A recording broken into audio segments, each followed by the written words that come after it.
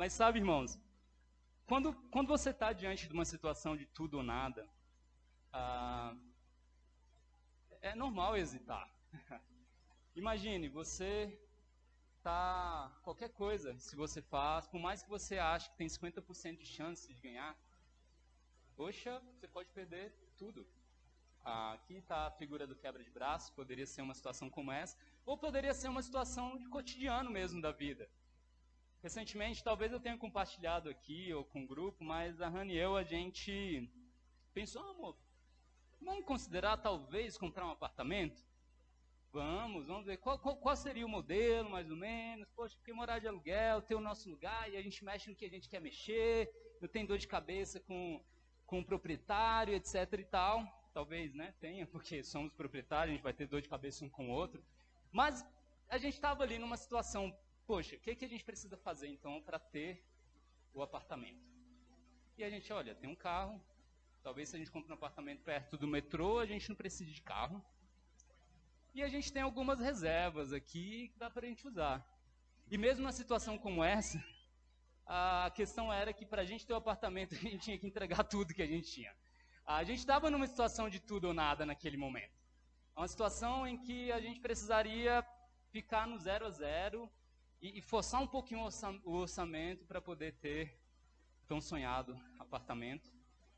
Ou seja, se a gente entregasse tudo que a gente tinha, a gente ia ter o apartamento, tudo, ou a gente não ia fazer nada disso e não ia ter nada de apartamento. E foi o que aconteceu. A gente ainda está sendo nada. Talvez algum dia a gente vai chegar no tudo ou quase tudo. Dá para entregar quase tudo e ter o apartamento. E é nessa situação como essa, por mais que eu te aconselho, tenha cautela toda vez que você estiver numa situação como assim na vida, e eu estou falando para a vida mesmo. Tenha cautela, pense bem, não vai na emoção, vez ou outra, e as pesquisas da internet são... enfim, eu gosto, eu trabalho com isso, então eu me admiro muitas vezes com isso. Estou lá, eu vendo a notícia normal, de repente, apartamento, deixa eu dar uma olhadinha. Já decidi mesmo, não vou comprar, mas não custa nada. Aí, vez ou outra, eu olho, rapaz, será que não dá para apertar? Não dá, ainda não. Então, eu te aconselho, tenha cautela nessas situações, mas essa é uma situação que você pode ter muito cuidado e dar quase tudo e pensar. Mas existe uma situação na nossa vida, principalmente nós, como discípulos, que é tudo ou nada mesmo. E essa situação, eu quero chamar vocês a irem lá em Lucas 14:33. A Bíblia diz assim, Lucas 14:33. Da mesma forma, qualquer de vocês que não renunciar a tudo o que possui, não pode ser meu discípulo. Irmãos, nesse sentido aqui, é tudo ou nada. Jesus deixou isso muito claro. Para ser meu discípulo, você precisa renunciar a tudo o que possui. E é nesse coração, irmãos, nesse espírito do tudo, da entrega, do próprio Jesus, deixando isso muito claro na sua mensagem, que eu quero começar a nossa aula hoje e convidar todos a orarmos. Querido Deus, eu quero muito, Pai, te agradecer o privilégio de estar aqui com os meus irmãos queridos. Deus, o quanto eu sou grato, Pai, por podermos estar aqui, louvarmos ao Senhor, ver a igreja participando tanto, e para nós do coral, Pai, isso é um bálsamo, Pai. Enquanto louvamos ao Senhor, nos esforçamos até para entoar louvores a Ti, para estarmos afinados, e tantas vezes a gente percebe um erro ou outro, mas não há preço, Pai, para ver a conexão que existe na igreja, a conexão que existe nos nossos corações diante do Senhor, prostrados diante de Ti. Então quero muito te louvar por isso e te pedir, Deus, guia-nos agora enquanto vamos para a Tua Palavra, que a Tua Palavra fale aos corações aqui, a Sua Palavra inspire cada um de nós e que saiamos ainda mais animados, Pai, do que entramos. Eu sei que o domingo é um dia como outro no sentido, mas como igreja, Pai, a gente recarrega assim as energias espirituais contigo, com a irmandade, com a comunhão. Então, por favor, Pai, que seja enérgico, Pai, esse culto, como está sendo, e ora ao Senhor para que a nossa semana esteja bem, bem forte a partir disso, Deus. Obrigado por cada um, obrigado por nossos amigos que estão aqui também, que estão estudando a Bíblia, que estão conhecendo ao Senhor, e eu oro, Pai, que essa mensagem também anime-os e desafios, Pai, para entregarem tudo, como Jesus chamou. É isso que eu te oro, te agradeço em nome de Jesus. Amém. Amém, irmãos. Para continuarmos, vamos lá em 1 1, do 13 a 16. Para quem não me conhece, sabe meu nome é Pedro. Então, 1 Pedro 1, 13 a 16. Eu gosto dessa piada, nunca canso. Minha esposa cansou já, mas eu não. 1 Pedro 1, do 13 ao 16. A Bíblia diz assim: portanto, estejam com a mente preparada, prontos para agir. Estejam alertas e coloquem toda a esperança na graça que lhes será dada quando Jesus Cristo for revelado. Como filhos obedientes, não se deixem moldar pelos maus desejos de outrora, quando viviam na ignorância. Mas, assim como é santo aquele que o chamou, sejam santos vocês também, em tudo o que fizerem. Pois está escrito: sejam santos, porque eu sou santo. Irmãos, a Bíblia aqui chama eu e você a sermos santos. Ser santo, separado, diferente do mundo, separado para Deus, ser santo.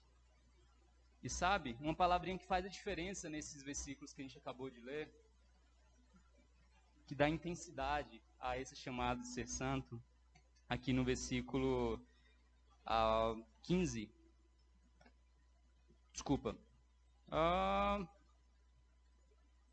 Isso, no 15. Mas assim como é santo aquele que o chamou, sejam santos vocês também, em tudo o que fizerem. Isso faz toda a diferença, irmãos. A Bíblia, ela é incrível, é magnífica, mas existem palavras que dão uma força ainda maior para o que Deus está chamando. O fato de Deus chamar eu e você para ser santo já é algo incrível. Mas talvez sejamos tentados a pensar, tá bom, vou ser santo na igreja, então eu vou tentar me comportar, me vestir, agir. Não, acho que ser santo é mais ou menos assim. Para que você não caia numa armadilha de interpretação como essa, a gente tem uma palavrinha que faz toda a diferença, que é em tudo. Tá, Pedro, mas como assim? Como assim tudo? Tudo é tudo. Simples assim. Tudo é tudo. Por exemplo, a gente jogou futebol há uma semana atrás, né? Pô, quero o próximo. Eu sei que alguns irmãos aí estão se recuperando, mas foi ótimo, foi excelente. O problema do nosso futebol foi o seguinte: o Palmeiras estava jogando naquele momento. A gente já teve você já teve aquele tempo com o Alcino, Leandro? Tá bom. Então, eu sei que a gente emocionalmente está se preparando para tal, porque eu acho que o Palmeiras perdeu, porque eu e o Leandro não estavam lá torcendo, focados. O Alcino foi estratégico nessa data, como bom corintiano. Ou mal corintiano, não sei, né? É difícil, né, Alcino, falar bom corintiano, a mesma frase. Mas sabe, irmãos, a gente estava lá, e não é isso que nesse ponto que eu quero trazer, mas a gente estava lá jogando futebol, e eu confesso, eu estava dividido. Alguns irmãos lá do outro lado, e aí, como é que é o Palmeiras e tal? Gol do Chelsea, ai meu Deus, tá bom, vamos lá, futebol, irmãos, comunhão, a gente precisa estar focado. Aí o Palmeiras faz um gol, que bom, ufa, agora fiquei até mais leve. Sabe, irmãos, foi demais. A gente, apesar de estar dividido, assim, principalmente os palmeirenses, porque os corintianos estavam torcendo mais do que a gente, inclusive, diga-se de passagem. Mas sabe, a gente conseguiu ser santo naquele dia. Porque uma coisa era muito claro para todos nós ali: a gente não estava só para se divertir, a gente estava para criar laços. Irmãos, foram mais convidados do que no culto. Isso é para dar glórias a Deus, ao mesmo tempo é para fazer nós homens pensarmos: Uau! Enfim, eu não vou entrar também nesse ponto, mas ajuda a gente. E por isso que a gente vai continuar com o futebol, porque a gente sabe que, para nós homens, a gente precisa conquistar esses homens do mundo. E também a gente gosta de um bom futebol. E um bom futebol santo, cara, não tem nada melhor. Então, esse é só um exemplo de tudo que eu quero falar para você. Tudo são coisas como essa. Um futebol que talvez você corra o risco de lutar, de xingar, não sei, mas que você está ali intencional, sabendo que você precisa ser santo. Não só no futebol da igreja, futebol em qualquer lugar. Então, é isso. Tudo é tudo, irmãos. Do seu dormir ao seu acordar, ao viver o seu dia, ser santo em tudo, é tudo mesmo.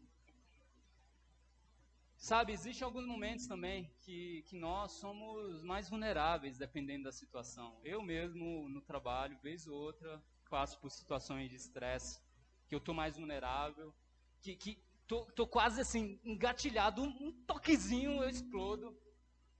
Deus me chama, até nesses momentos, a ser santo. Deus te chama a ser santo em tudo. Então, eu quero muito te encorajar. Pense em cada situação que você tiver, principalmente nessa de vulnerabilidade emocional, se pergunte, eu estou sendo santo? Deus está sendo glorificado?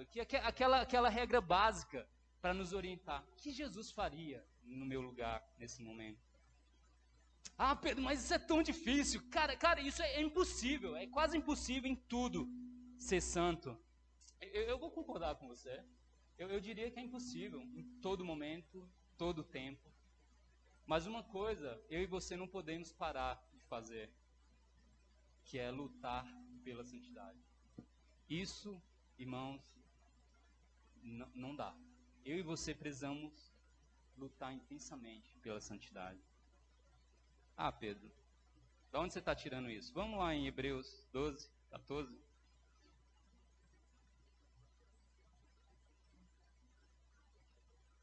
Hebreus 12.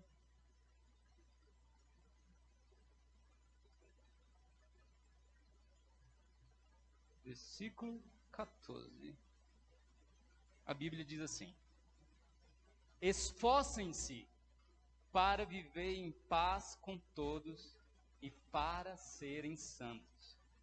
Sem santidade, ninguém verá o Senhor.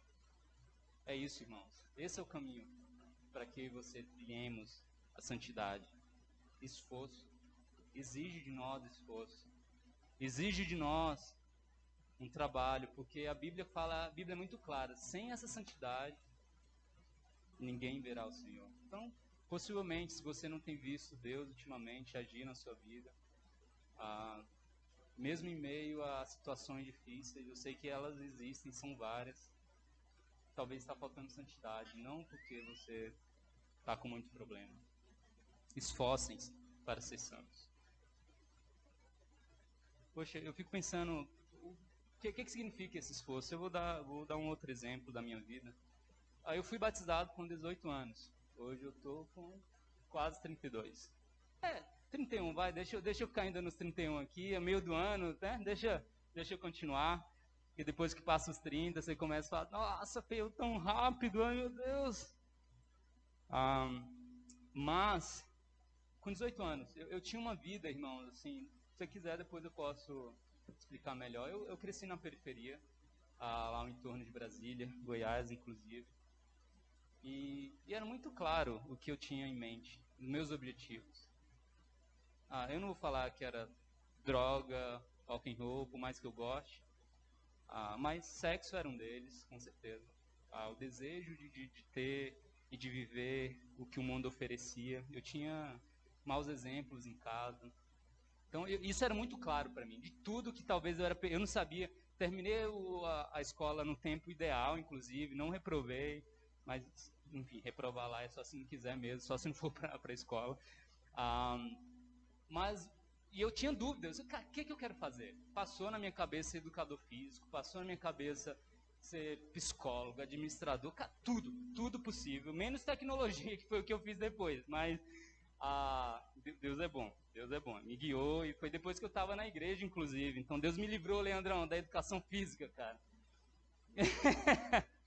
Ah, mas, irmãos, e foi um processo de mudança completa na minha vida. Então, quando a gente chama você que está estudando a Bíblia, por exemplo, a entender a intensidade do amor de Deus, a entender que entregar tudo vai transformar a sua vida e você vai fazer coisas que podem não fazer sentido para você hoje, mas você vai ter forças que só dá para falar que foi Deus. E foi o que aconteceu com minha vida. Pra você ter ideia, eu comecei a estudar a Bíblia por causa de uma menina. Aí eu lembro em uma das conversas com essa menina, ela falando algo do tipo, na igreja a gente aconselha a não beijar no namoro, porque essa menina cresceu na igreja, então ela não era discípula. Tal, nananã. Eu falei isso pra ela, eu lembro todas as letras. Eu nunca vou namorar assim. Bobinho, né? E Deus falando, você nunca? Pera aí, a gente conversa depois, né? Só continua. Irmãos, eu sei que a gente pode entrar em algo polêmico até. Se você quiser falar comigo sobre namoro, de antemão, essa é a minha convicção plena. Eu não acho que namoro tem que ter beijo na boca. Porque isso esquenta. E eu não lembro de uma vez que eu beijei uma menina na boca que eu não estava pensando em além. E nos momentos que eu não estava, o beijo na boca me ajudou a pensar além. Então, mas esse é outro papo também. E eu lembro numa situação em que eu namorei, e esse namoro, e aquela mudança, e o Pedro, que olha, até há pouco tempo era um cara muito mundano, cheio de baboseira na cabeça, de lixo. Comecei a namorar e já transformado a um namoro puro. Não foi com a Hannah ainda, Deus me abençoou com essa linda mulher depois. Mas eu acho que hoje eu sou casado e glorifico a Deus pelo casamento que eu tenho, por decisões como essa que eu vou falar. E aí, namorando, já tinha um ano que a gente estava namorando nesse nível, sem beijo na boca. Às vezes a gente estava andando de mão dadas, quando eu via que o negócio, tá esquentando alguma coisa, dava um sinalzinho, larga minha mão, finge que nada aconteceu, não me pergunte. Mas chegou um momento que essa irmã, ela começou a ter uma dependência emocional muito grande de mim. E obviamente eu errei em vários momentos e tudo, mas teve errando, né, para tentar aprender a lidar com o relacionamento em si.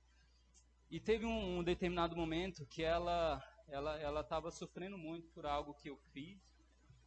Foi alguma decisão do tipo, poxa, a gente estava muito próximo, eu falei, vou me afastar um pouco, vamos no culto, tentar conviver mais com as pessoas, a gente está muito no nosso mundo, e fiz isso meio que sem comunicar com ela, pensando, é natural, ela vai entender. E não, ela, nossa, isso, por que você não me falou? Não, mas vamos servir as pessoas, não, mas isso, eu quero saber, e ela começou a chorar muito, muito, muito, muito. E eu, cara, eu sou um monstro, fiquei pensando, né, como assim? E aí veio na minha mente, e aquela não tinha sido a primeira vez, eu falei, poxa, sabe, fulana, às vezes parece que você me ama mais do que a Deus. Ela falou, é verdade. Naquele momento eu falei, irmãos, não dá para continuar. Eu estou fazendo mal para essa irmã. E decidi terminar o namoro, pedindo conselhos, obviamente, tentando entender, sabendo se eu estava talvez sendo injusto com ela. E meu desejo era que ela pudesse ter força, e eu tinha a intenção de voltar ao namoro. Eu não terminei pensando, agora já era, não, se volta, acho que o namoro acabou, mesmo com todo o cuidado que a gente tem. Eu estou tomando um local que eu não posso tomar, que é só o lugar de Deus. Irmãos, não foi fácil. Não foi fácil tomar uma decisão como essa. Em outro momento também, inclusive antes desse, eu tive que, essa própria menina que eu comecei a estudar a Bíblia, eu era muito apaixonado por ela, assim, perdidamente apaixonado, do tipo que eu sonhava a casa, como é que a gente ia fazer, como é que isso e aquilo, e também por ela não ter se aproximado de Deus, e eu tinha assumido o namoro com ela, eu estava indo, e graças a Deus alguém me alertou, Pedro, você quer ajudar ela?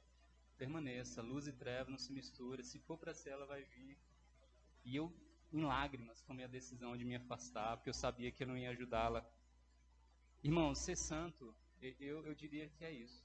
Eu fui santo naquele momento, não porque eu sou bom, pelo contrário.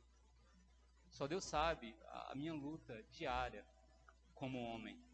E eu sei que você que é homem sabe exatamente o que eu estou falando. E as mulheres são casadas, entendem, eu acho que isso um pouquinho melhor do que as que não são. É intenso a nossa luta, mas naquele momento eu sinto que fui santo, porque eu me esforcei. Eu esforcei para falar, cara, o que Deus quer aqui? Eu vou decidir. Mas eu não quero, no fundo eu não queria. Mas eu vejo o quanto, irmãos, vale a pena se esforçar para ser santo. Ser santo ou não é uma questão de escolha. Eu e você decidimos se seremos santos ou não. Aqui no versículo 13 a gente vê a Bíblia dando mais indicações de como sermos santos. Aqui no 13, quando ele fala, estejam com a mente preparada,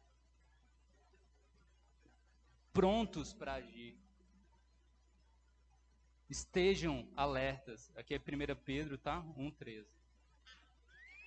Desculpa, eu sabia que tinha um 13 ali no Hebreus. É 1 Pedro 1:13.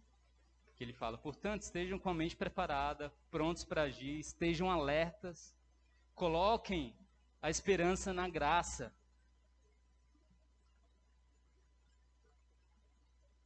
No 14 fala, como filhos obedientes e não como filhos desobedientes. Não é assim que a santidade é alcançada. Sabe, chega um momento acho que a certa altura da nossa vida cristã, que a gente começa a querer se rebelar. A gente não leva muito a sério a obediência. Por exemplo, quando alguém corrige você, e eu estou falando para alguém que já tem mais um tempinho na fé, tem uma época que a gente começa a fazer bico para algumas coisas. Qual é? Cara, poxa, como assim? Orgulhoso. Eu vou te mostrar quem é orgulhoso, no fundo a gente pensa. Porque, sei lá, a gente tem uma tendência, não sei se é porque a gente confia tanto na nossa vida e nos passos que a gente tem dado, e graças a Deus até, mas algumas vezes a gente começa a fazer bico para algumas situações, porque a gente se rebela um pouco. Eu vou dar um outro exemplo num casamento, chega a ser engraçado isso, mas a Hannah, vez ou outra, com uma boa esposa, fala, acho que você pode melhorar aqui, colar. E aí, obviamente, eu faço bico nessas horas, né? Óbvio. Como assim? Mas você não viu que eu estava fazendo a louça? Assim, posso lavar depois. Não, amor, mas olha, só... Tá bom. Só que o negócio pega quando o nosso tempo de oração ela fala para Deus. Aí não dá. Aí ela fala, Deus, obrigado, Pai, pelo de Deus, ajuda o Pedro a ser mais organizado, a se arrepender. Não, isso eu quero fazer bico nessa hora, mas eu falo, agora não dá mais, né? Agora eu tenho que pensar, não dá, eu tenho que. Ela apelou. Irmãos, a obediência nos mantém santos. E a desobediência é só olhar para a nossa história como humanidade.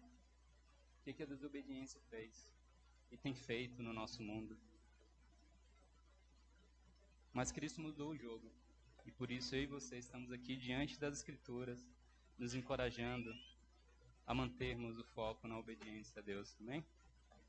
Continuando aqui em 1 Pedro 1, nos versículos 22 ao 25, a Bíblia diz assim: agora que vocês purificaram sua vida pela obediência à verdade, visando o amor fraternal e sincero, amem sinceramente uns aos outros e de todo o coração. Vocês foram regenerados, não de uma semente perecível, mas imperecível, por meio da palavra de Deus viva e permanente. Pois toda a humanidade é como a relva, e toda a sua glória é como a flor da relva. A relva murcha e cai a sua flor, mas a palavra do Senhor permanece para sempre. Somos como a relva, irmãos. Sabe o que significa? Que eu e você somos muito frágeis. Muito frágeis. Basta uma seca, eu sou de Brasília, isso é muito claro. A partir do meio do ano, Brasília tem 2 estações, chuvosa e seca. A partir do final do ano, a grama começa a secar, cara. Fica uma coisa feia até de se ver em vários pontos. É assim. Você pode estar verdinho, bonitinho, como uma relva, mas a primeira falta de chuva você começa a sentir. Ah, Pedro, mas espera aí. Eu não sou como a relva, não. O Leandro me chama de muralha. Eu sou como a muralha, Pedro, eu não sou como a relva. Mas mesmo assim, eu quero, se você é um desses que o Leandro chama de muralha, eu me incluo nisso, né? De vez em quando ele me chama. As muralhas também caem, irmãos. Elas ruem. E mesmo que na escritura tivesse aqui, a humanidade é como uma muralha, ainda assim eu e você deveríamos pensar o quão frágeis somos. Não há motivo para nos orgulharmos. Eu vejo na igreja, irmãos, muitas pessoas capacitadas demais, demais. Pessoas boas. Só que por vezes eu acho que alguns de nós nos sentimos tão bons, mas tão bons, que para que falar do coração se eu sou tão bom? Para que ajudar alguém profundamente assim?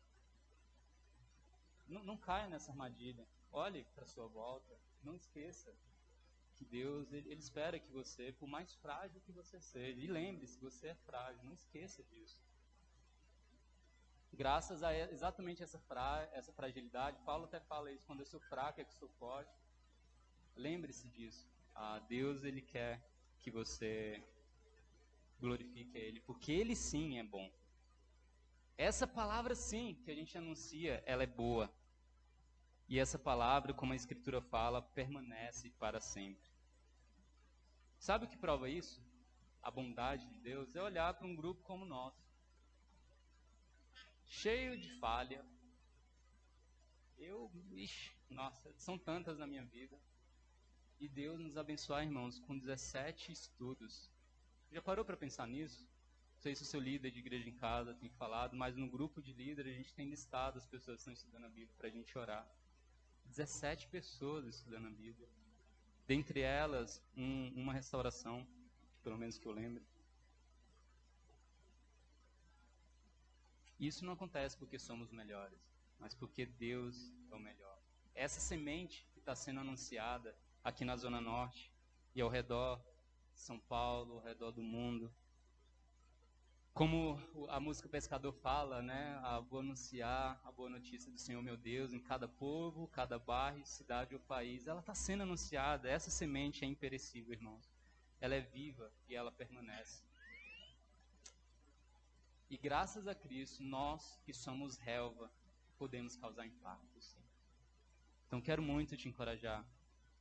Continue causando impacto. Glorifique o nome de Deus. Aqui a gente vê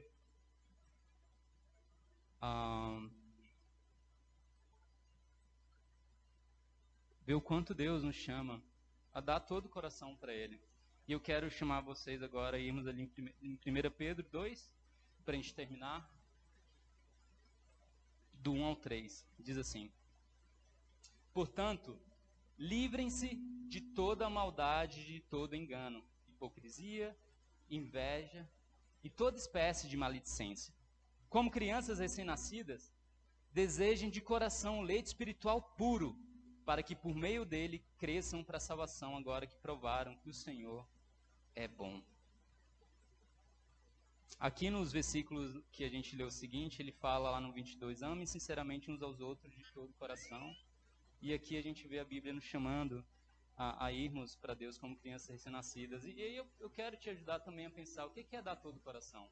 Ontem a gente comemorou o aniversário do Leandro, um dia depois, né, Leandro? Sexta-feira foi aniversário, então, se você não sabe, Leandrão ficando mais velho, 5.3, mais potente do que um ômega.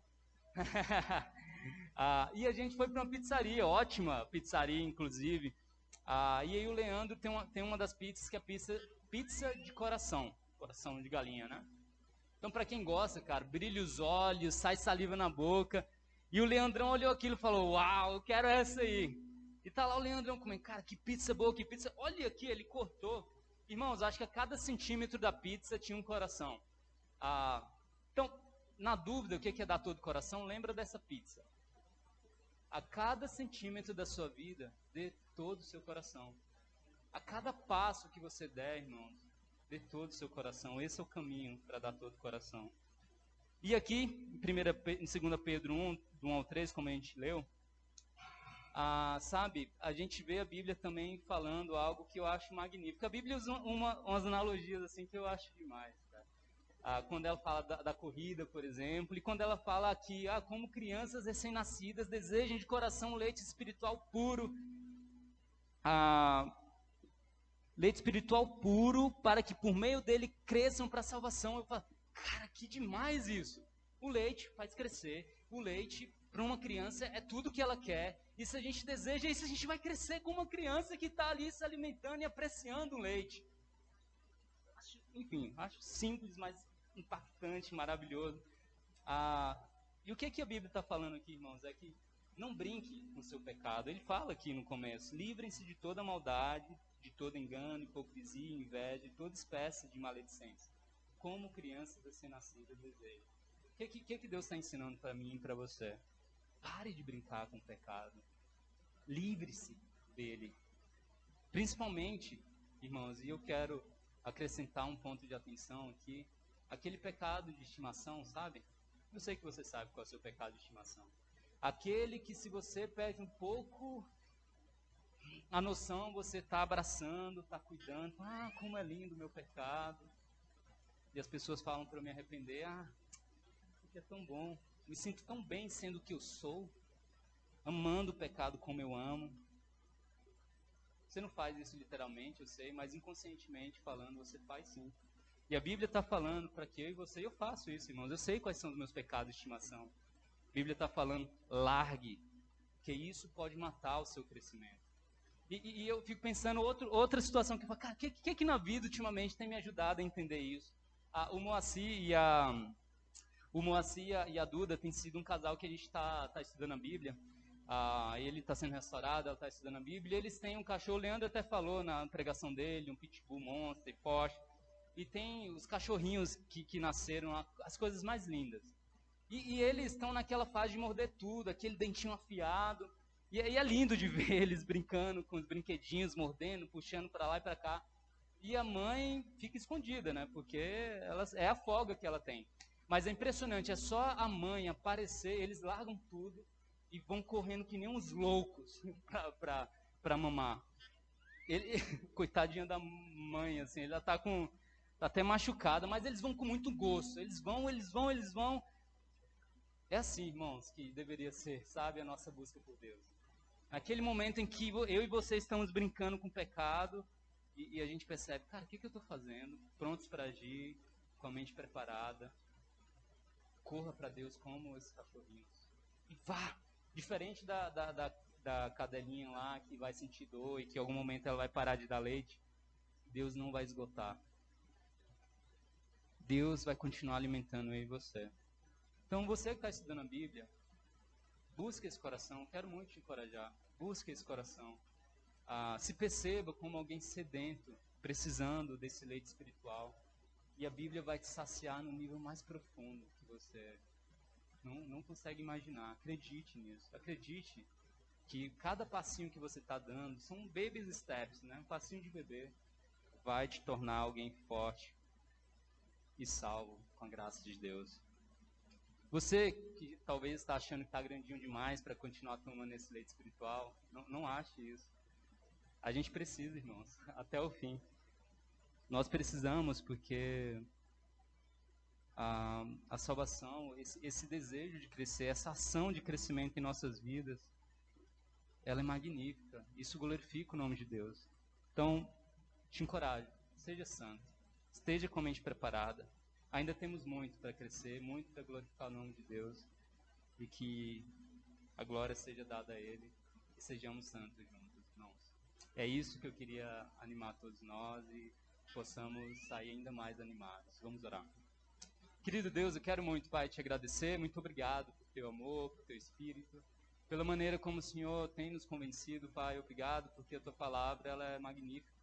Ajuda a gente a não perder o foco, não perder o ânimo, a sermos santos, sim, Pai, porque é graças a Cristo nós podemos ser santos, apesar de relva que somos, Pai. E ultimamente a gente tem visto isso com tanta clareza.